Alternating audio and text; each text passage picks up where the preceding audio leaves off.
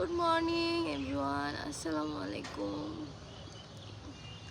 ঘুম থেকে উঠে একটু সানবাত নেওয়ার জন্য চলে আসছি। এত পরিমাণ রোদে চোখ খোলা যাচ্ছে না। খুব বেশি ঠান্ডা পড়তেছে এখানে আসার পর থেকে, ঠান্ডায় অবস্থা খারাপ। যেহেতু আজকে ফ্রাইডে, তাই ভাবলাম ফ্রাইডে স্পেশাল একটা ব্লগ হয়ে যাক আপনাদের সাথে। আজকে সারাদিন কি করব না করব সেটাই আপনাদের সাথে আজকে শেয়ার করব। তো এখানে আপনাদেরকে একটু দেখাই আম্মুর গোলাপ ফুলগুলা। খুব সুন্দর সুন্দর গোলাপ হয়েছে এখানে। এই যে এগুলো হচ্ছে আম্মুর গোলাপ। কি সুন্দর গোলাপের কালারটা, আসলে কালারটা দেখলেই মনটা শান্তি হয়ে যায়। এখানেও আছে, এটা হচ্ছে হালকা পিঙ্কি পিঙ্কি একটা কালার।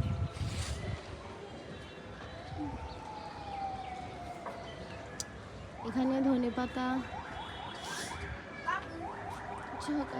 গাইস দেখেন, আমার আম্মুর মুরগির বাচ্চাও আছে।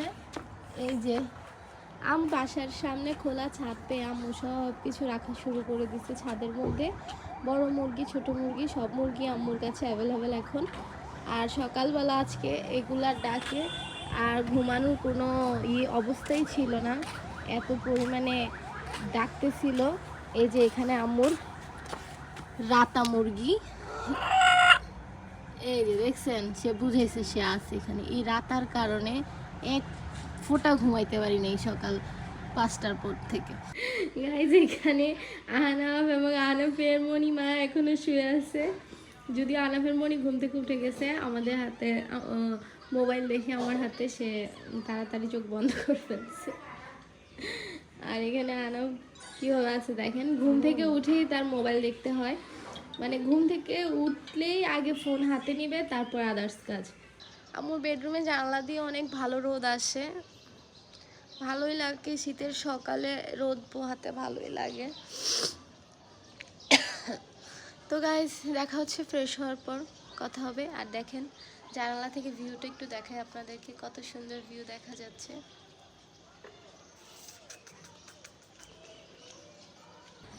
এখন অনেক কুয়াশা পড়তেছে, ওয়ান্ডারফুল ভিউ। এই জিনিসটাই খুব বেশি ভালো লাগে আমার সকালবেলা। আর এখানে আহিন উঠেই তার নানুর মুরগি নিয়ে বসে আছে, দেখেন কি অবস্থা। খালি গায়ে, এত ঠান্ডা, আর সেই খালি গায়ে থাকে সারাক্ষণ। তাদের নাকি ঠান্ডাই লাগে না, দেন 2 দিন পর পর ওরা অসুস্থ হয়ে যায়। এ হচ্ছে তাদের ঠান্ডা না লাগার গুণ। এখানে আম্মু নাস্তা বানাচ্ছে আমার জন্য, নাস্তা খাবো এখন মা ছেলে মিলে সবাই। ডিম ভাজি হচ্ছে খুব সুন্দর করে, দেখতেই পাচ্ছেন। দেখেন ডিমটা কত সুন্দর করে ফুলেছে, কত সুন্দর। বলো আম্মু, কিছু বলো। আর হ্যাঁ, আমি কোনো কাজ আর না ঠিক করে মনে হচ্ছে যেন পিজা। ডিমটা এত সুন্দরভাবে হয়েছে, একদম পিজার মতো। তো গাইজ, এখন আমরা মা ছেলেরা এখানে বসে ব্রেকফাস্ট করব। আপনারাও আমাদের সাথে ব্রেকফাস্ট করতে হলে চলে আসেন এখানে। গাইজ বসে পড়লাম রোদের মধ্যে ব্রেকফাস্ট করার জন্য। যেহেতু বাসার ভিতরে অনেক ঠান্ডা, সেজন্য ভাবলাম নাস্তাটা সকালের রোদে বসেই করা যায়। আর আমার সাথে আহিল আহনাফও চলে আসছে।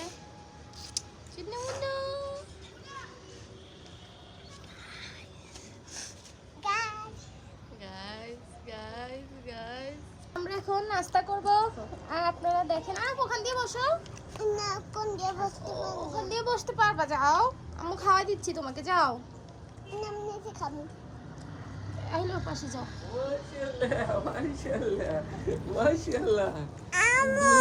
আহিল পাশে যাও। মাশাআল্লাহ, কি খাবে?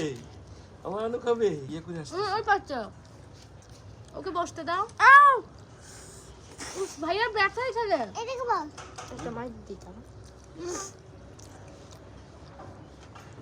এগুলো এখন ধরো না, আমার লাগে শীতের মতো। ব্যথা হচ্ছে তো, ব্যথা হচ্ছে তো, ব্যথা। কি? এই কি হইছে? গরু না দেখাবি। খাও, নিজে হাতে খাবা, খাও। এই 2 ভাই বসলে মারামারি, কাজ করতে বসলে মারামারি, ওদের মারা।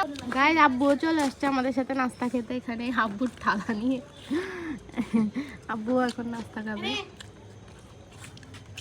আর এখানে আনাফ, আরে হ্যাঁ ধরাবো বাবা।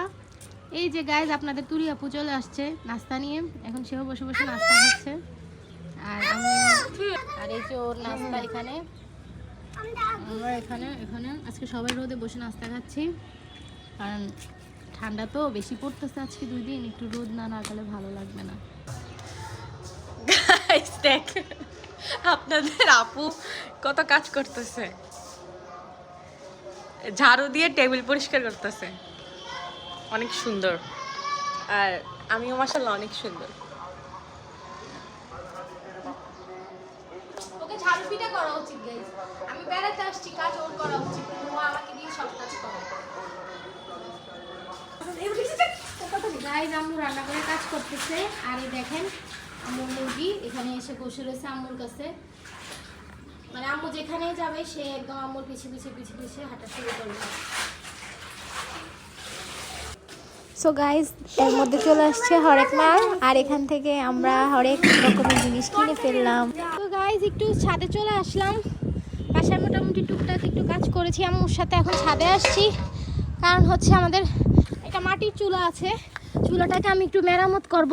চুলাটা খুব সুন্দর করে আমার শাশুড়ি আমাদের জন্য রেডি করেছিল, কিন্তু চুলাটা ভেঙে গেছে, এখন চুলাটাকে সুন্দর করে আমি ফিনিশিং করব দিয়ে। গাইস এই ছিল আমাদের চুলাটা, আর এখন চুলাটাকে আমি সুন্দর করে মেরামত করব। দেখতেই পাচ্ছেন এটা ফেটে ফুটে, এটার অবস্থা পুরো খারাপ হয়ে গেছে। বাবা চুলায় পা রাখে না বাবা, আল্লাহ গুনাহ দিবে, চুলায় পা দেয় না বাবা। তো গাইস আমি এখন আগে মাটিগুলোকে ফেটিয়ে নিচ্ছি, বাবা মাটিগুলোকে সুন্দরভাবে ফাটাচ্ছি, আগে একটু গুঁড়ো গুঁড়ো করে নিতে হবে, যেহেতু এগুলো এখনো রোদে একদম শক্ত হয়ে আছে। এগুলোকে সুন্দর করে আগে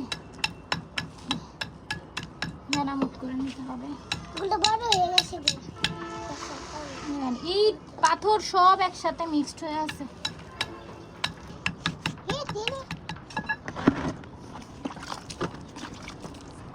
তো পানি ছিটিয়ে নিচ্ছি যেন নরম হয়ে যায় তাড়াতাড়ি। অনেক পানি লাগবে, অনেক পানি দরকার, অনেক পানি দরকার।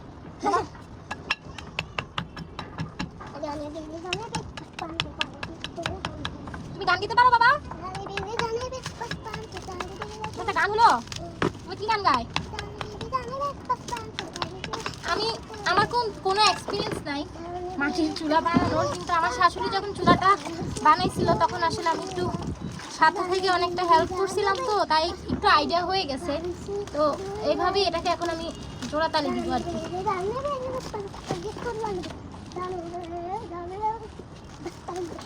এই টাইপের মাটিগুলো অনেক পানি খায়, আর অনেক বেশি ইট ঝামেলা হয়ে গেছে এখানে। বাবা তোমাকে কে বলছে ঝাল দিতে? ঝাল দিতে হবে না। ট্যাপ দেওয়া ছিল, কিন্তু আনফরচুনেটলি সব খুলে যাচ্ছে। এই যে দেখেন খুলে খুলে চলে আসতেছে, পার্ট পার্টে খুলে যাচ্ছে, সব ঝামেলা হয়ে গেছে এখানে। তো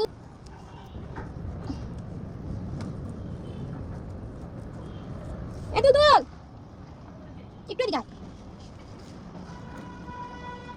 সুন্দর করে এখন মেরামত করতেছি, দেখতেই পাচ্ছেন। আসলে যতটুকু পারি আর কি, যতটুকু সম্ভব আমার দ্বারা আমি চেষ্টা করতেছি এটাকে সুন্দরভাবে।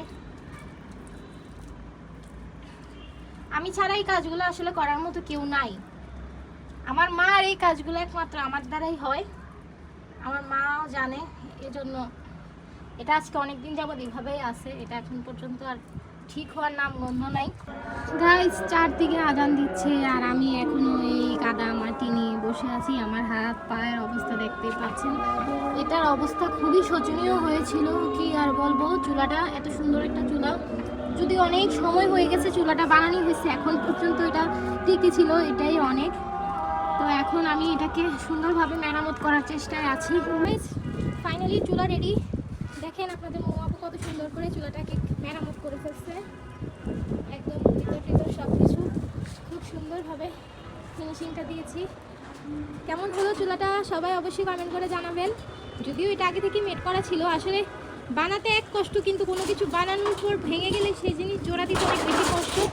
অনেক সময় লেগে গেছে এখানে বসে বসে এই কাজ করতে আমার। তো অবশ্যই সবাই কমেন্ট করে জানাবেন চুলাটা কেমন হলো। হাসো না, সবাই মনে করে তুমি অনেক স্ট্রিক আমার সাথে। বিলে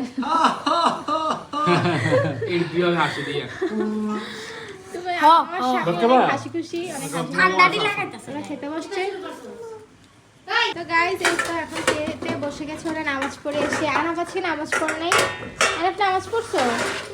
নামাজ পড়ে নাই। তো আজকের রেসিপি হচ্ছে চিকেন কারি, ভুড়ি ভুনা, মূলার শাক আর হচ্ছে লাল শাকের টক বা টমেটোর টক।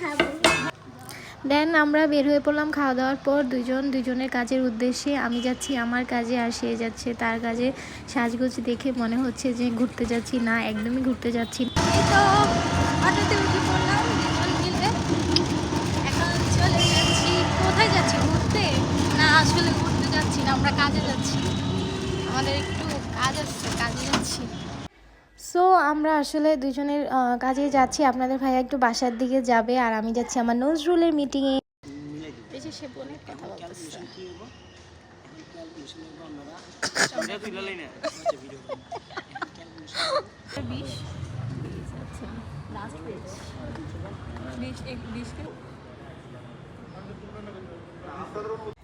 তো আপনারা দেখতেই পেলেন যে আমি স্কুলের ভিতরে ছিলাম এতক্ষণ। টিচার্সদের সাথে আমাদের প্রাক্তনদের মিটিং ছিল। তো আলহামদুলিল্লাহ থ্যাংক ইউ সো মাচ আমাদের অধ্যক্ষকে এবং আমাদের স্যারদেরকে। আমাদেরকে ভালো ভালো টিফিন দিয়েছে, প্লাস তাদের কাছ থেকে আমরা যেই পরিমাণ সাপোর্ট পেয়েছি সেটা আর বলার মতো না। দেন আপনাদের ভাইয়া চলে আসলো আমাকে নিতে। দেন ওনার সাথে চলে গেলাম একটু কান্দির পার, একটু রিক্সায় করে ঘুরতে আর কি, তেমন কিছুই না। সব কিছুর পরে দিন শেষে একটু জামাইয়ের সাথে ঘোরা লাগে।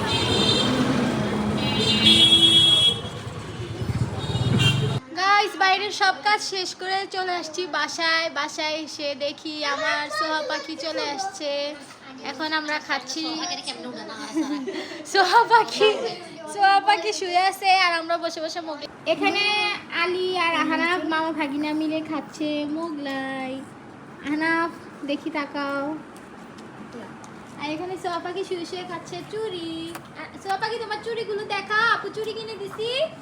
আমার চোখের ভিতরে পাখি চুড়ি দেখি, চুড়িটা দেখাও। ব্রেসলেট, সোহা পাখির জন্য আমি ব্রেসলেট কিনেছি, সুন্দর একটা ব্রেসলেট। অন্তরা এখানে আসো।